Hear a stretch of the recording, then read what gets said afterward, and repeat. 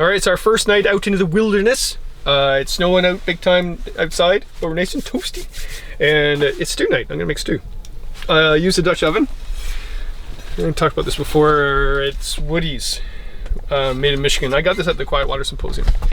It's cast aluminum, so I usually, not with stew actually though, but if I make bread and stuff like that, I'll put parsnip paper, I think that's what it's called, in here, and then so it's easier just to pull that out and clean it. Cube up meat, stewed beef. All right, got that going. I'm gonna put a bit of water. The water's frozen. But I'm also gonna use half a can of Guinness Draft. And it just makes a nice flavor. And nice color to it. And I don't put it all in. I've done it with a whole can. I just find it too dark of a stew. So I'm going, Andy, would you like to finish that off? Don't mind if I do. And I got some carrots. You can cut up potatoes, or I just get these little tiny ones. I'm gonna cut up an onion as well, but also, I know this is cheating, whatever. It's not cheating, I love this stuff. Is it Clubhouse? That Clubhouse beef stew mix. I put that in there, mix it all up with the onion, put the top on, and probably takes about an hour or two, maybe two, in the Dutch oven, and it'd be all nice. I've done it before where I made dumplings on top. Sorry, Tim, I didn't bring dumplings this time. I know, sorry. Let's go home. I had so much stuff on my sled today. What the heck did I bring? Like, I couldn't haul it. It's just like, it was massive. So, or maybe getting old and out of shape, I don't know. Some ice. Mix it all up in there. I should maybe cut these potatoes. So the thing about winter camping for cooking stuff, you can make this at home and just freeze it and then put it in here and reheat it. Done that before. And I just find that you have to have a lot of carbs. You have to eat a lot of protein. It's cold. It's going to get to -18 tonight. And it's not cold in here though. It's really hot in here. But I just find that you need to eat well. And I just find, because we're in the hot tent looking at the stove and it's almost whiskey time, that we just get the Dutch oven on, let it sit and cook for a couple hours while we're enjoying telling stories of yore. And Andy will tell us a few stories of his own. And yeah, just have a wee dram, and then we have dinner, and then have another wee dram and go to bed.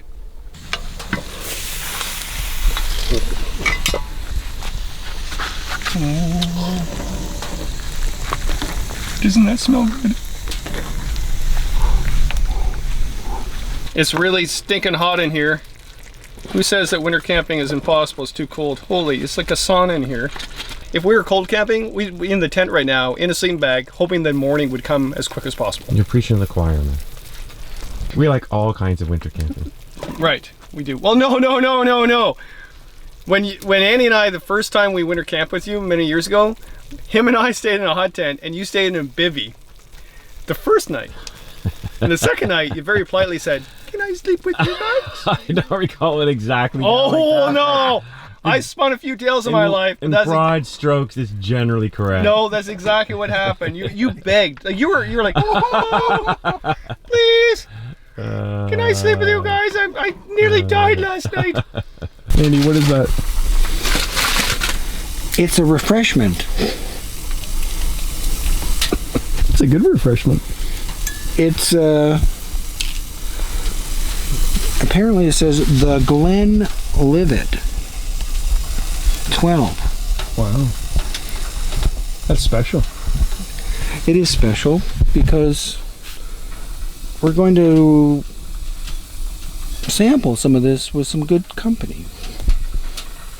Our friend Mr. Foley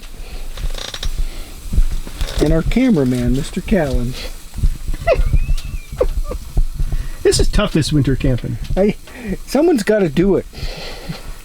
It's exhausting. Just to dissuade others, you know, from making the mistake of coming out and having such a good time. If everyone did it, you know, it'd be wall to wall, non-stop hardship. We got to sell it. Yeah. And if I get any warmer, I'm gonna have to cover up. What's that sound?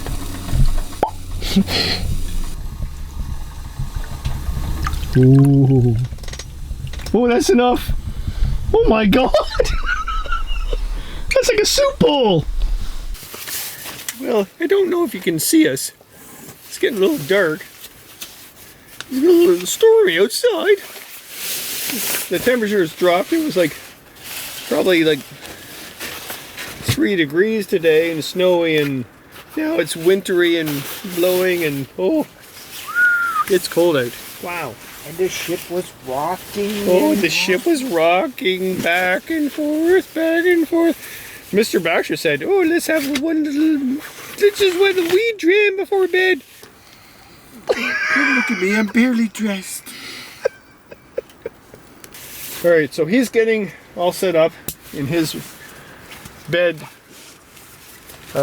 He's got 2 fall bags because he's yet to splurge to get a winter bag, but he'll be fine. I hope so. Just so you know, this is Mr. Pee Boy. He pees all the time, like every 5 minutes. Oh, I gotta go. So he's on the exit area of the tent, and also the stooking part of the tent, because when he goes to go out and pee, which was why we love Mr. Baxter, he has to go out and pee, he'll put more wood in the fire through the night, so we won't die. Mr. Foley is already asleep. Well, he's pretending to. I think he's actually awake, but he's asleep. Oh, it's blowing out there, man. I only wear this when I know it's going to get cold. It's cold. So, pardon? Oh, pardon me. I didn't mean to do A that. bunch of boys in the tent. It's terrible. And the tooting hasn't even started yet. You're darn tootin'.